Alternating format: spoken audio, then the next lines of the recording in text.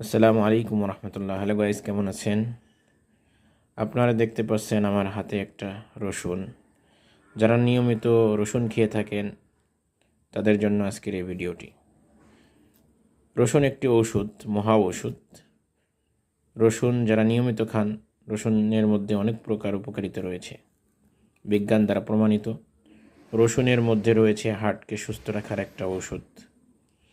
রসুন যারা নিয়মিত খান তাদের হার্ট ভালো থাকে এবং স্ট্রোকের ঝুঁকি কমায়। রক্ত প্রণালীতে যে ফ্যাটি লিভার বা চর্বি রয়েছে, যে রক্ত সঞ্চালনে বাধা সৃষ্টি করে, রক্ত পরিশোধন করতে এটা খুবই মারাত্মক কার্যকারী একটা ওষুধ। এই রসুন হজম শক্তি বৃদ্ধি করে। যাদের হজমে সমস্যা রয়েছে তারা নিয়মিত রসুন খেতে পারেন। রসুনের মধ্যে আরেকটি গুরুত্বপূর্ণ উপকারিতা রয়েছে, তা আপনার টাইমিং বাড়াবে। অর্থাৎ যাদের শুক্রাণুর লেভেল কমে গেছে, টেস্টোস্টেরনের লেভেল যাদের কমে গিয়েছে, তাদের লেভেল বাড়াইতে এই রসুন খুবই উপকারী।